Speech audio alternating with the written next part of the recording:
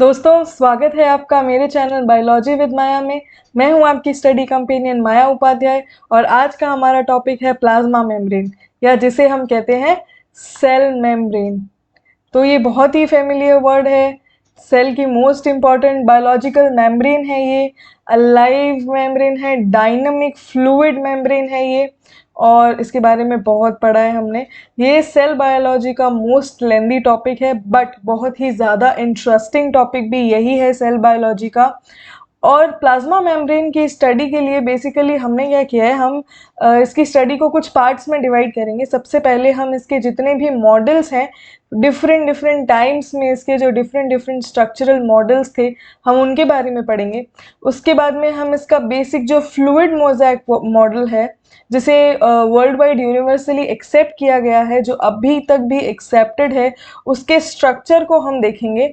ठीक है, और उसके बाद में उसी स्ट्रक्चर में जो मॉडिफिकेशंस हैं, प्लाज्मा मेम्ब्रेन की जो मॉडिफिकेशंस हैं वो हम देखेंगे, जैसे प्लाज्मोडेस्माटा है या फिर जो एक्सटर्नल टाइट जंक्शंस होते हैं उनके बारे में हम पढ़ेंगे। ठीक है, और फिर हम कंपेयर करेंगे पुराने मॉडल्स को और नए मॉडल्स को, कैसे फ्लूइड मोज़ेक मॉडल जो है वो एक्सेप्टेड क्यों है। ठीक है, एक हम ब्रीफ कंपैरिजन करेंगे। ठीक है, and then the most precious important topic, that is transport across the biological membrane. Yes, active transport, passive transport, diffusion, osmosis, सब कुछ ये जो टॉपिक होने वाला है ना, it will be the crux of this plasma membrane. Most of the questions यहीं से आते हैं और मोस्ट ऑफ द कंफ्यूजन आप लोगों को यहीं होने वाला है, I am damn sure. But हम इसको इतना इजीली प्रिपेयर करने वाले हैं कि आप लोगों को कोई इशू नहीं होने वाला। Okay guys, so without further ado, let's start our topic, plasma membrane. Okay guys, so what it here says that prokaryotic as well as eukaryotic cells are covered by a cell membrane or a plasma membrane, which can only be seen by electron microscope. Of course, it is semi permeable. Now what does it mean? Semi permeable का क्या मतलब होता है? Semi permeable का मतलब ये होता है कि इसमें से ये जो प्लाज्मा मेम्ब्रेन होती है, इसमें से कुछ पोर्शन, कुछ जो मॉलिक्यूल्स होते हैं वो अंदर परमिटेड होते हैं, बट कुछ जो मॉलिक्यूल्स होते हैं वो इसके अंदर परमिटेड नहीं होते हैं। So it is selectively permeable और सेमी परमिएबल, यानी कुछ मॉलिक्यूल्स के साथ ये पार्शलिटी करती है। व्हाट डज इट डू कि कुछ के साथ ये पार्शलिटी करती है और उसे आराम से फ्लो होने देती है अक्रॉस दी मेम्ब्रेन, लेकिन कुछ के साथ ये इतनी पार्शल होती है कि उसे मूव नहीं करने देती है। So it is selectively permeable और semi-permeable and allows only selective substances to leave or enter the cell. That's what I have said.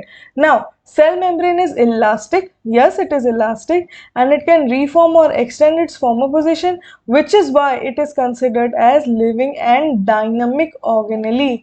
Okay guys, यहाँ से question बन सकता है, what is the reason कि ये लिविंग और डायनामिक ऑर्गेनेली माना गया है इसे? Because it has elastic properties and it can reattain its former frame. Okay, it is about 70 to 100 angstrom thick. Now अब अगर हम प्लाज्मा मेम्ब्रेन के, अब हम इसके मॉडल्स की बात करेंगे। ये तो प्लाज्मा मेम्ब्रेन का इंट्रोडक्शन हो गया। ओके गाइस, अब क्या हुआ कि टाइम के साथ साथ में जब इतना ज़्यादा साइंस एडवांस नहीं था, तब क्या हुआ कि कुछ बहुत सारे महान मतलब महानुभाव आए। उन लोगों ने अपने हिसाब से अंदाज़ा लगाया कि जो प्लाज्मा मेम्ब्रेन है, जो सेल की मेम्ब्रेन है, उसका स्ट्रक्चर कैसा होगा, उसकी प्रॉपर्टीज़ क्या होंगी। और इसी की वजह से जो सबसे पहला 1895 में, जैसा कि हम स्क्रीन पे देख सकते हैं, ओवरटन्स मॉडल आया। चार्ल्स ओवरटन नाम का एक साइंटिस्ट था। उसने क्या किया, उसने बहुत सारे एक्सपेरिमेंट किए सेल मेम्ब्रेन पे और उसने ये देखा कि जो सेल मेम्ब्रेन है उसके अंदर से जो लिपिड मॉलिक्यूल्स है या जो लिपिड के सब्सटेंसेस हैं वो बहुत आसानी से उससे क्रॉस थ्रू हो रहे हैं। तो उसने ये एक्सटेंसिव सर्च के बाद में, एक्सटेंसिव एक्सपेरिमेंटेशन के बाद में ये कंक्लूड किया that lipid soluble molecule entered the cell. He said that the Overton's model said that suggests that plasma membrane is made up of lipids. Plasma membrane is made up of lipids. Lipids and lipids only. But क्या ये accepted हो सकता है? No, I don't think कि हम इसे accept कर सकते हैं, बिकॉज अगर सिर्फ लिपिड है और सिर्फ लिपिड सॉल्युबल मॉलिक्यूल्स ही इसके अंदर जा सकते हैं, so what about lipid non soluble molecules, what about water soluble molecules? तो ये यहाँ पे हमें सेटिस्फाई नहीं कर सकता है, ये सारे आंसर्स को दे नहीं सकता है। सो ओवरटन्स का जो मॉडल था वो बहुत लॉन्ग रन में एक्सेप्टेड नहीं हुआ, और इसके ड्रॉबैक्स ये थे कि इसने उसकी डायनामिक जो कंडीशन थी प्लाज्मा मेम्ब्रेन की उसे एक्सप्लेन नहीं किया, फर्स्ट ऑफ ऑल। सेकेंडली उसने ये भी एक्सप्लेन नहीं किया है कि वाटर सॉल्युबल मॉलिक्यूल्स का क्या होता है।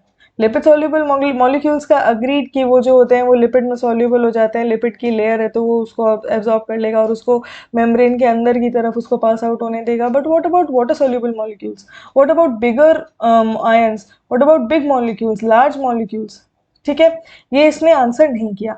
And exactly after 30 years Gorter and Grendel model came.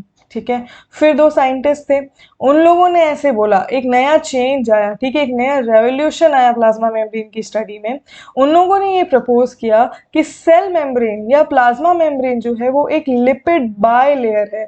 Okay, वो एक लिपिड बाय लेयर है। Now here is an improvement. इसने बोला कि सिर्फ लिपिड से बनी है, लेकिन गॉटर और ग्रैंडल ने ये देखा कि ये लिपिड की बाय लेयर है, यानी 2 लेयर्स ऑफ लिपिड है। ठीक है, they measured the surface area and lipid content of an RBC. उन्होंने आरबीसी पे स्टडी किया था and found out that lipid occur only up to the 2 molecule thickness. उन लोगों ने ये देखा कि बहुत ही थिन मॉलिक्यूल है, बहुत ही थिन मॉलिक्यूल की लेयर है, कुछ ज्यादा मोटी लेयर नहीं है, लेकिन सिर्फ इसमें लिपिड की 2 लेयर है।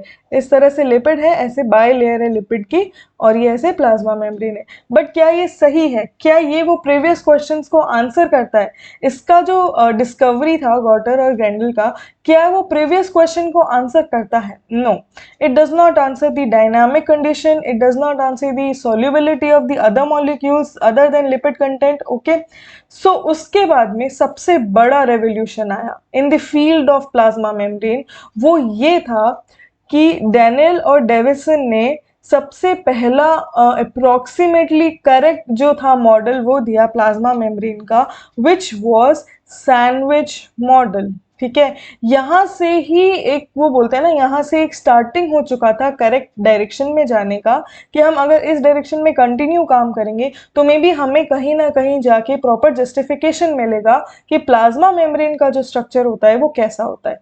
ओके गाइस, सो जब 1935 में दो साइंटिस्ट थे, डैनियली एंड डेविसन, उन दोनों ने ये ऑब्जर्व किया that cell membrane is made up of double layer of phospholipid. Now phospholipid है तो हम उसे जस्टिफाई कर सकते हैं एक हद तक। ओके, कैसे? I tell you. Phospholipid molecule and single layer of protein molecules on both the surfaces, both the surfaces means extrinsic as well as intrinsic. ठीक है, इसे कहा गया सैंडविच मॉडल। एक सैंडविच बनाया गया, ठीक है, एक सैंडविच फॉर्म किया गया। I show you the photo, yes here. ठीक है, ये प्रोटीन है, एक्सक्यूज मी, हाँ। तो यहाँ हम देख सकते हैं क्या बोला डेविसन और डैनियल ने कि फॉस्फोलिपिड है, bilayer of phospholipid, this is phosphate, these are lipid, these are phosphate head, ठीक है, and these are lipid या fatty acid tails, and these are extrinsic proteins and these are intrinsic proteins। ये external layer है, ठीक है, external surface है, ये internal surface है, यहाँ अंदर सेल का इंटरनल पोर्शन शुरू हो जाता है। ओके, मैं थोड़ा सा इसे नीचे कर देती हूँ। ओके, तो उन्होंने ये बताया। और ये बीच वाला हाइड्रोफिलिक और हाइड्रोफोबिक जोन क्या है भाई साहब? हाइड्रोफिलिक जो है मैंने पहले भी आपको एक्सप्लेन किया है, हाइड्रोफिलिक मीन्स वाटर लविंग, यानी these are suitable for water soluble molecules, and hydrophobic means these does not like water, these does not like water and these are not soluble in water।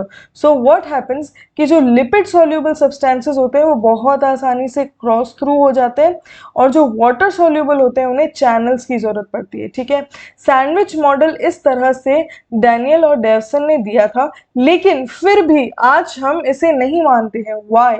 What is the reason behind it? ठीक है, phospholipid molecules are arranged at right angle so their hydrophobic tails face each other. वो आपने देखा कि जो tales होती है वो एक दूसरे को फेस करती है।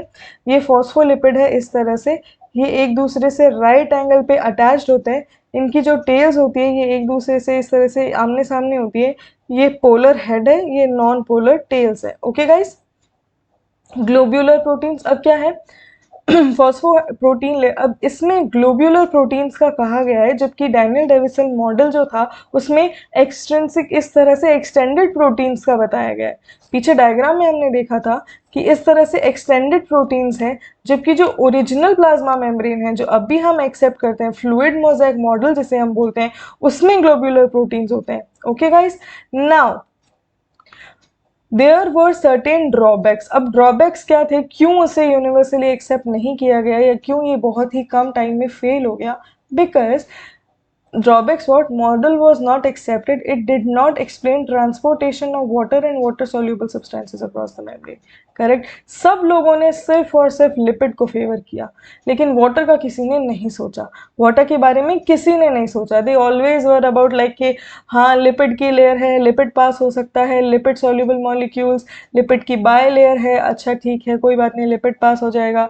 फिर थर्ड साइंटिस्ट आए 1939 में, डेनियली डेविसन, उन्होंने भी सोचा कि अच्छा चलो एक काम करते हैं, एक चीज़ ऐड कर देते हैं, फॉस्फोलिपिड बोल देते हैं, लिपिड नहीं बोल के।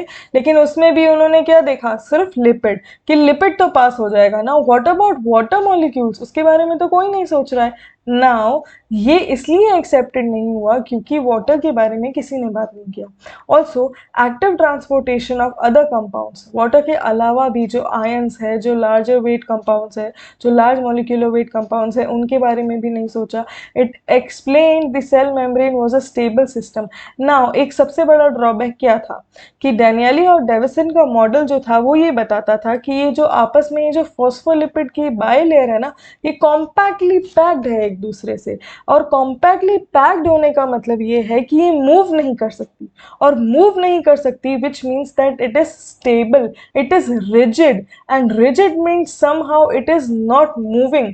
सो ये अलाइव और डायनामिक कैसे हुआ? ओके तो यहाँ जाके ये जो था ये लॉन्ग टर्म तक एक्सेप्टेड मॉडल नहीं बन पाया, although it was very famous model at that time. जब तक कि ये क्वेश्चंस रेज नहीं हुए थे, sandwich model was accepted for a long period of time. ठीक है, फिर आया रॉबर्टसन मॉडल। एक रॉबर्टसन नाम का साइंटिस्ट था, बहुत साल बाद उसने एक आइडिया दिया कि अच्छा चलो ठीक है, अगर हम ये मानते हैं कि फॉस्फोलिपिड की बायलेयर भी सही है, लेकिन लिपिड का भी मान लिया हमने, बट वाटर का भी क्या, तो उसने एक नया हाइपोथेसिस बनाया।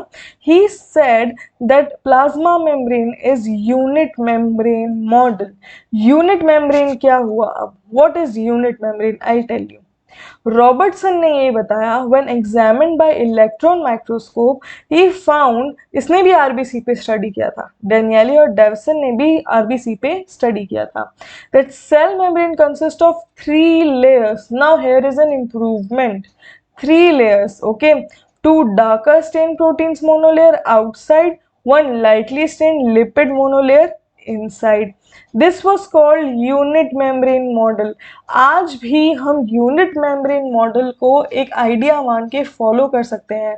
What is unit membrane model? मुझे अपनी फोटो को थोड़ा सा साइड में करना पड़ेगा, या है।